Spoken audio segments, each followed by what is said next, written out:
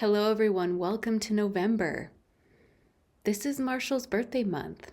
This is the seed or the starting point for Carry You With Me. And so this theme for the month is all about Carry You With Me.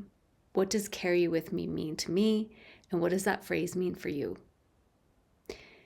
When Marshall was born in November on a stormy, freezing cold Canadian winter day, I didn't know exactly how my life was going to change, as we don't when we have these incredible little humans join our life.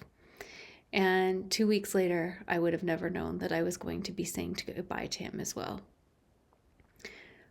All of those moments, those big moments, his birth and his death, but every little moment in between and leading up to when I first met him. All of those moments are things that I carry with me. I carry our love with me. This is something that I was clear on from the beginning when we said goodbye. I didn't want to lose my son over and over again for the rest of my life. And I made a decision while he was still living. I didn't know how I was going to do it, but thinking that I was going to find a way to keep him in my life and to build a new relationship. That is sort of what's at the foundation of Carry You With Me, of where it starts. That I get to be Marshall's mother forever. That he will always be my son. That I carry him in my heart and in my mind. I carry our love with us. I carry all those feelings and memories and experiences with me. And that all of those things make up and become part of who I am. And they also make up the way that I look at the world and the way that I take action in my life. So as we explore what this phrase, carry you with me, means to you, beyond the storybook, beyond a brand, beyond that line that rings true for so many of you out there. I know so many people I've talked to over the years say, this is something that I say as well, that I carry my son with me, or how I carry these feelings with me. It's a phrase that often comes up in interviews. We can even find it in songs and poetry. What does this mean for you? When we start talking about it, what are the things that immediately come to your mind? What are you carrying with you today? What have you been carrying with you over the past few weeks or months, maybe even years? Now's a great quick pause to just take some time and reflect on that. We're not actually even looking to shift anything, to change anything necessarily, but create an awareness. What are the things you're carrying with you?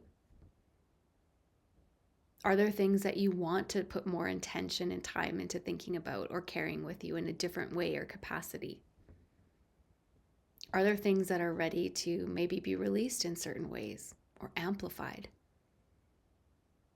When I start to work with clients one-on-one or in the community or in talks and workshops, the way I like to break down Carry You With Me, to start thinking about it, because it's so huge, is in 3 main buckets. So first, I start off with personally. How do I carry my son with me personally? What are simple or grand things that I can do that are meaningful to me, available to me, and things I want to invest my time and heart in? Ways that I carry him with me. What are some of the things that you're doing? How you carry your person with you? Then I like to move out to the next bucket, and that's family and friends.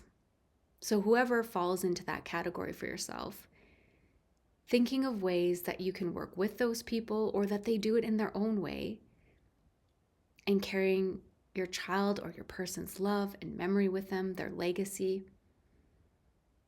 It's interesting because when I step back and look, I often notice these subtle ways that people are carrying my son with them. From our living children in the ways that they carry their brother with them. It might be setting a plate at the table occasionally that I don't see coming, but is meaningful for them. Or coming back from a charity event and they were raising money in honor of their brother. Maybe it's a way that they ask to hear about certain days or moments of his life. Or share those stories with other friends and people in their life, how they're creating that legacy, how they're building that relationship. Some people might join in our celebration and honoring of our person by participating in an event in memory of them. Maybe it's the way that they remember them on their birthday or death anniversary. It can be as simple as lighting a candle, making a donation in their name. There's so many ways. And I love learning more all the time. So thank you to those of you who are reaching out and sharing them or participating in these workshops where we explore them in more detail. And the last way I like to sort of break it down is looking at it at a community level. And whatever extensions or multiple communities you're a part of, and thinking, how can you carry this experience with you and extend it into that community? What does that look like for your community? Are there ways that you can get involved, give back? Are there people in the community that are outside your friends and family who you can help, be a lending ear? Maybe just a hug. Maybe it's reading somebody else's content who's going through something hard and giving them a thumbs up or reaching out with some words of encouragement. Maybe you host a local run or walk or gala or participate in an existing event.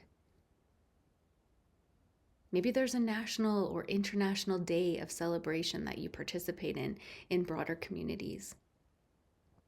There are so many things here again. Just starting to unpeel those layers and what that looks like. And you can revisit this over and over again. This is something that I do on a regular basis and encourage people to do, is thinking about it in those three ways. And you can expand out from there into multiple different areas. But thinking about it personally, what does carry you with me mean and what does it look like? How is it evolving? Thinking about it in those next circles of life, of those friendships and family. How does it look there? How would you like it to look? And then in the broader community, whatever extension that looks like for you. As you explore this and play with this, know that I will be doing the same this month as we honor Marshall's birthday and the date that he passed.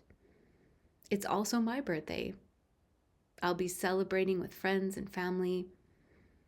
And I always send out that reminder for myself and for Marshall's celebrations to make it what it needs to be in that moment. That we have so much pressure on us in so many different areas of life. And so honoring these things or participating in ways that we carry our lost loves with us, or we celebrate ourselves in special days, knowing that it's okay to make it what you need it to be, not what somebody else is saying or thinks it needs to be, not even an idea that I've shared or that you've heard from somebody else, but something that's meaningful for you and something that you can take action on. And the action can actually just be silence and time to think about it. It can be bigger, it can be celebrations with cakes and sparklers and balloons and all sorts of things, all the way to some of the things we've already mentioned in this video and things that I'm sure you've seen out there in the world. But that all of the things that we do, there's no measurement of love here. We don't need an action or an activity to show that the love remains in our hearts. We know it's there and we feel it. And from my heart to yours, I send you love like I do every month. I'm thinking about you. I'm meeting up with you in the community and on social media. So say hello and have a wonderful November and exploring all the ways you carry your love with you. Take care, friends.